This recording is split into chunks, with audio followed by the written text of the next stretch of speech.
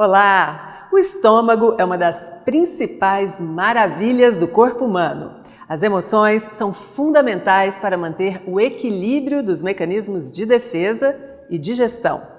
No programa de hoje vamos falar sobre as principais patologias gástricas e a evolução no tratamento dessas doenças. Nosso convidado é o médico PhD e professor Dr. José Celso Ardengue. Vamos lá?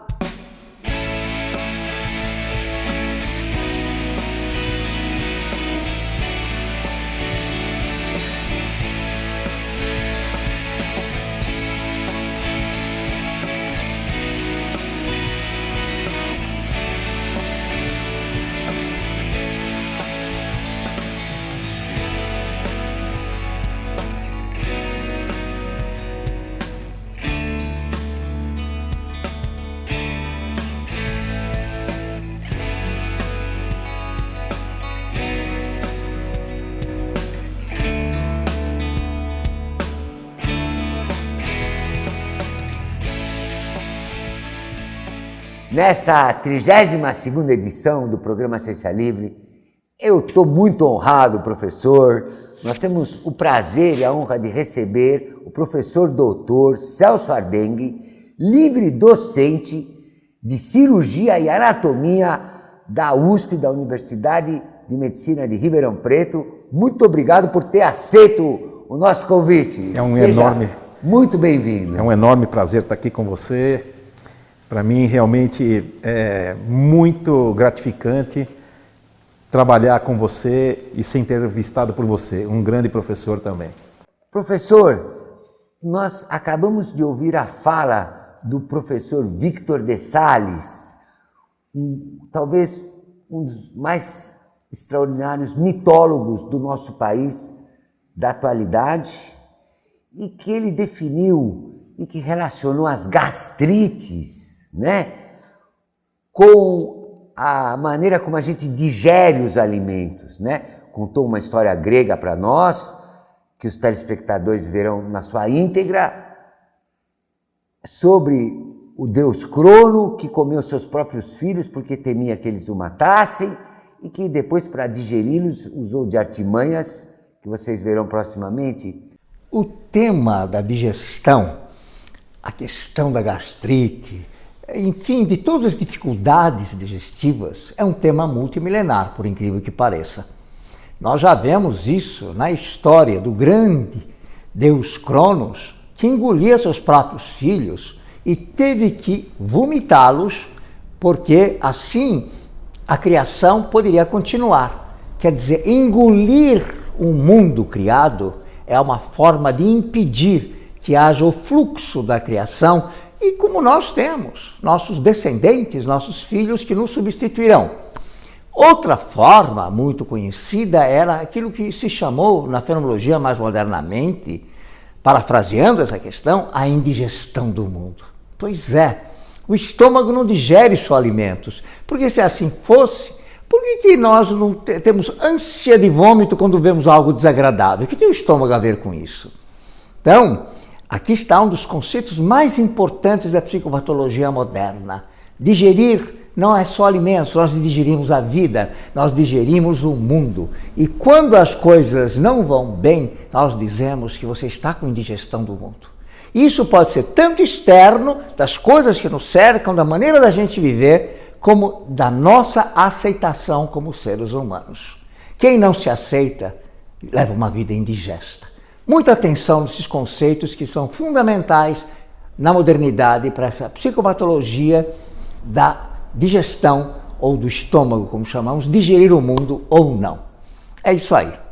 O que o senhor tem para falar sobre é realmente importante digerir bem? A digestão faz parte importante na patogenia da gastrite? Sim, na verdade, o sistema digestório, né, que vai do esôfago, né, da boca até o ânus, ele tem um papel fundamental no corpo humano, para manter a homeostase do corpo humano, para manter a sua mente muito bem equilibrada. Por quê? Porque, na verdade, o que você come é o que você é.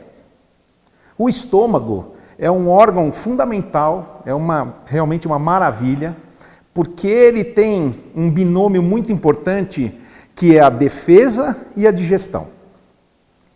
A defesa, ela é única e exclusivamente feita através das células, do muco, que defende o órgão contra todos os corantes.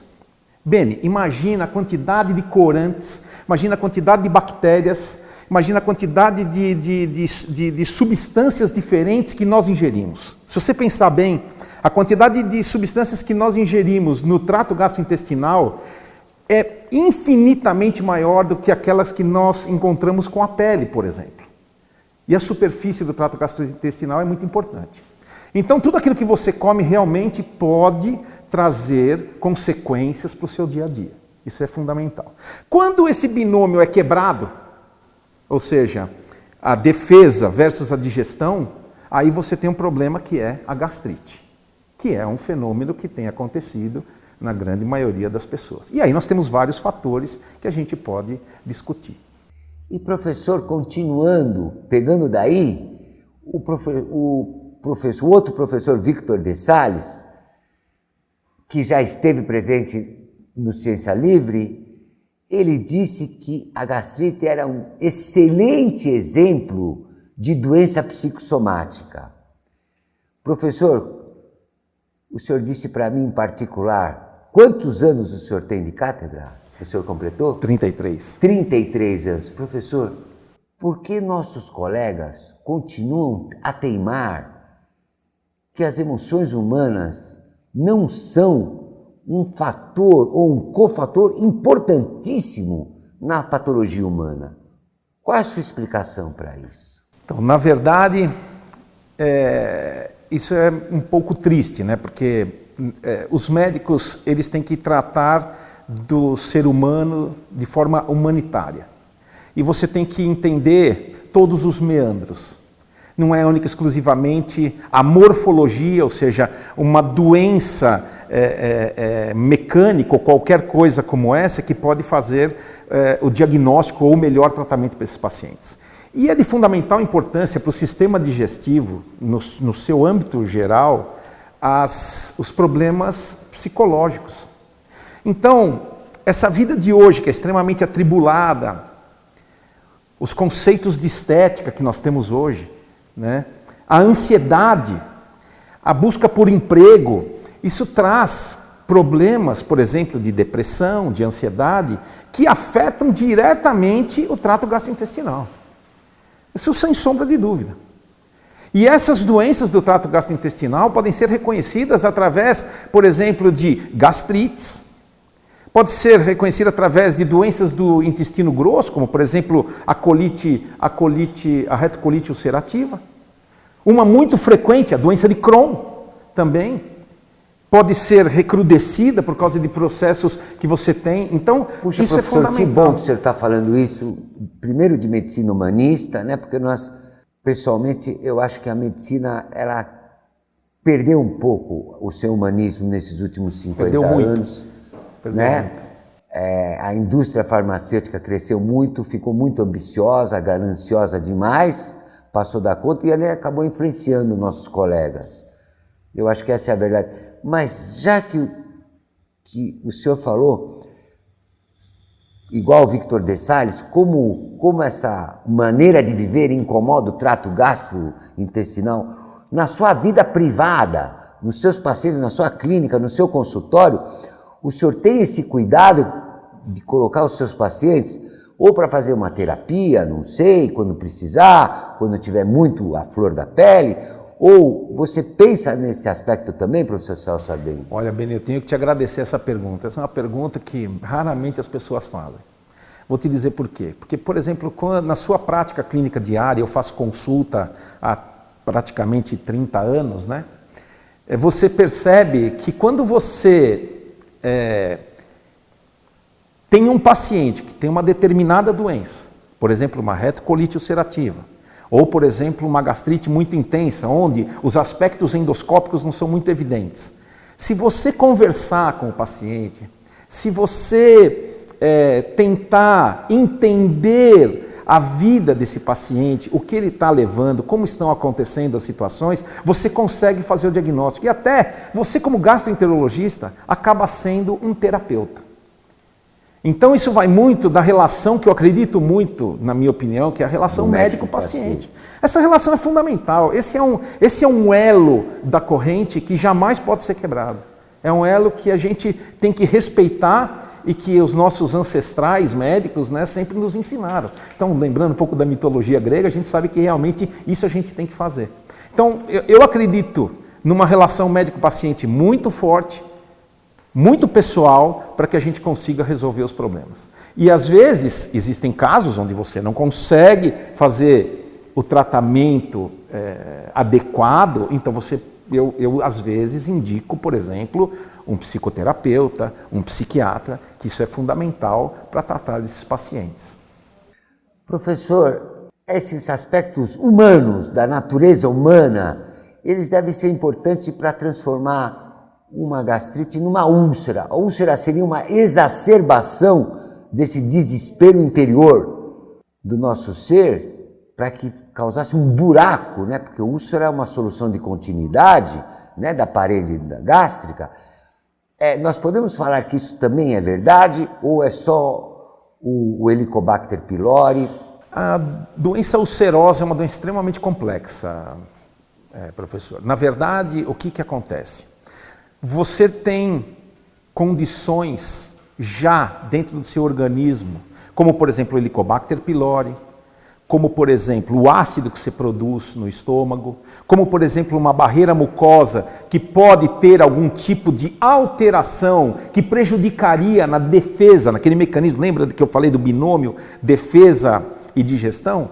Então, se você já tem essas condições, mas você é uma pessoa saudável, você é uma pessoa que pratica exercício, você é uma pessoa que trabalha bem com os seus problemas do dia a dia, né? Porque você também precisa trabalhar bem com os seus problemas do dia a dia. Você pode até ter uma gastrite, você pode ter uma gastrite que é aguda num determinado momento que você está difícil da sua vida, ou você pode ter uma gastrite crônica, que por exemplo, quando você não trabalha bem com os problemas, mas você ainda consegue resolver algumas coisas, você mantém essa gastrite crônica. Agora, para você ter uma úlcera realmente, você precisa ter condições muito importantes, como por exemplo o Helicobacter pylori, como por exemplo alterações da mucosa, e aí você aumenta a sua produção gástrica, por causa da sua ansiedade, por causa da sua depressão, do seu nervosismo, e pode vir, veja bem, pode vir a desenvolver um quadro ulceroso. Sim, um quadro ulceroso. Professor, eu não posso me conter nesse momento que, no seu arrazoado, o senhor citou o ácido gástrico. E eu sou aluno de Walter Edgar Maffei, como você bem sabe, eu e toda a minha turma, 11ª turma da Santa Casa de Misericórdia, e Maffei sempre pisava, repetia, xingava e batia o pé e dizia que a gastrite podia se dar num meio justamente ao contrário, onde ele deveria administrar um pouquinho de ácido clorídrico para ajudar a digestão. E pegando Maffei, usando Maffei, você poderia falar um pouco da diferença, das gastrites hipotróficas e hipertróficas e explicar para o telespectador a diferença dessas duas gastrites? Elas são diferentes em quê? Perfeito. A gastrite atrófica é uma possibilidade que ocorre no estômago em até 20% dos pacientes.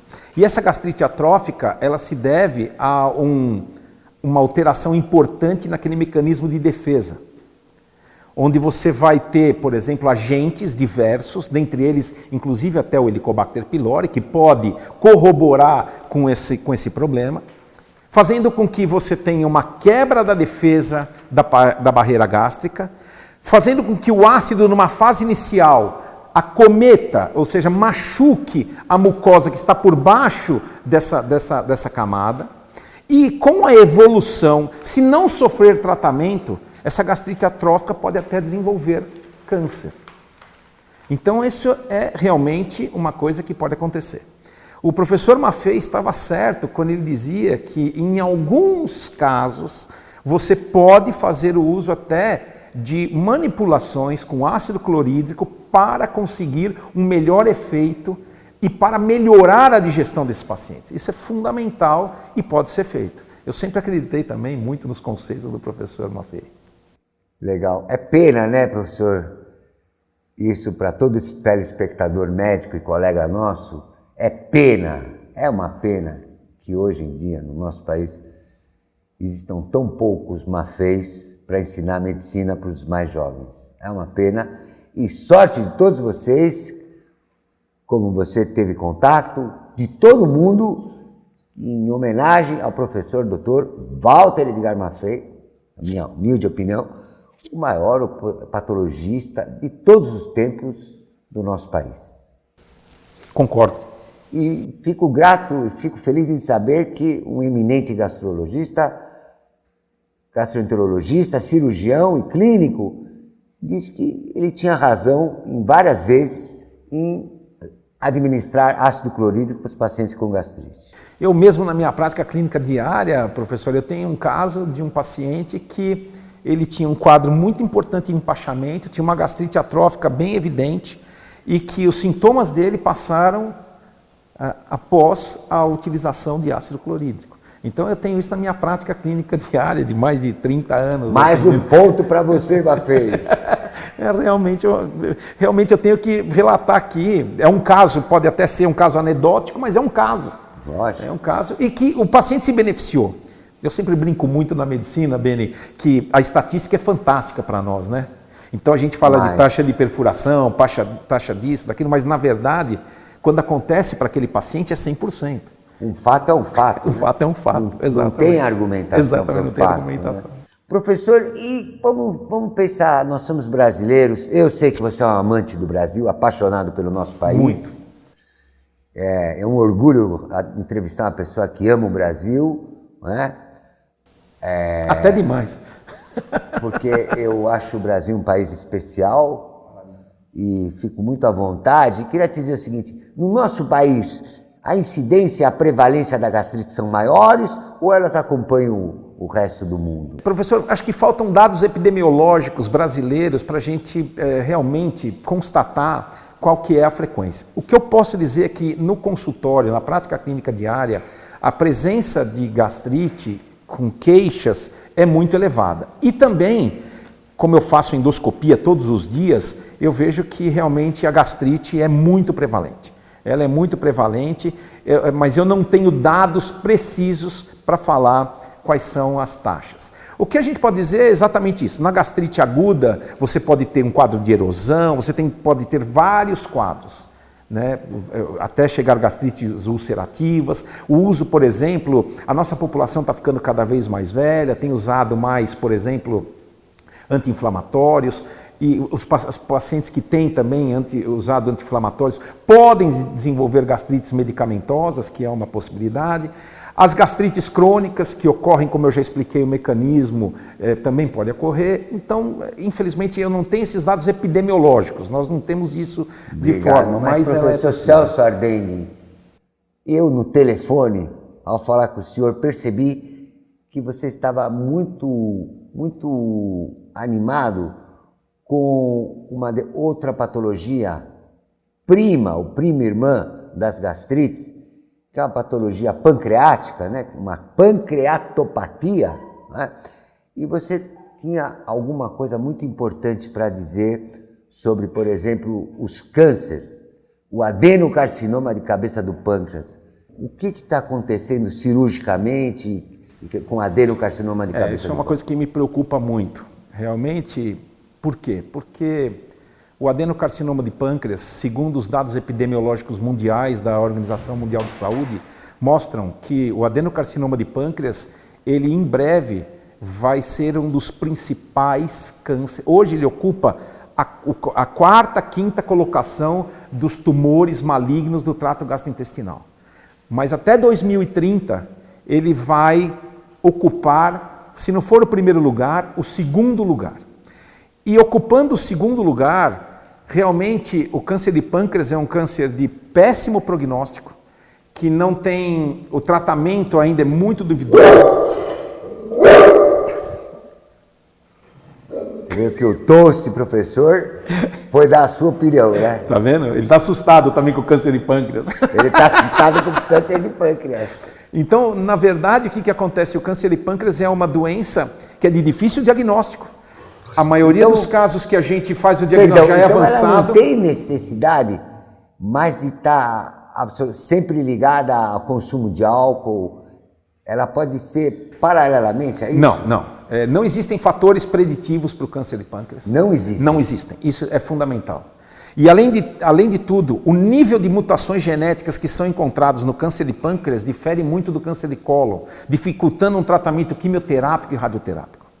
Então a minha preocupação, principalmente por causa do diagnóstico, é que nós não estamos preparados para uma, entre aspas, epidemia de câncer de pâncreas, onde o tratamento é muito mais dispendioso, onde os pacientes morrem com muito mais frequência e o custo é extremamente elevado de tratamento. Professor Celso Ardengue, 33 anos de profissão. Meus parabéns. Obrigado. Qual foi a maior maravilha nesses 33 anos praticando a medicina que você pôde observar na sua área específica da gastroenterologia? Professor Beni, o que eu posso dizer é o seguinte, uma das coisas que mais me chamou a atenção, uma das novidades mais importantes que eu vi nesses 33 anos de medicina foi a evolução do tratamento das pancreatites agudas graves, severas, as pancreatites necrosantes, onde o paciente tem uma perda praticamente completa, uma autodigestão praticamente completa de toda a glândula pancreática. Esses pacientes se tornam diabéticos, esses pacientes ficam, por exemplo, internados em hospitais por praticamente... Eu estou agora com um paciente internado no hospital, que já está no hospital há 100 dias. E a grande evolução é, no meu tempo de residência, eu vi esses pacientes serem operados. E cortava da onde até onde? Cortava praticamente todo o abdômen, daqui do apêndice chifropulvo até a região bem embaixo, abaixo do umbigo. E esses pacientes eram operados. Esses pacientes ficavam, às vezes, com a barriga aberta para se fazer a necrosectomia que era feita com a mão.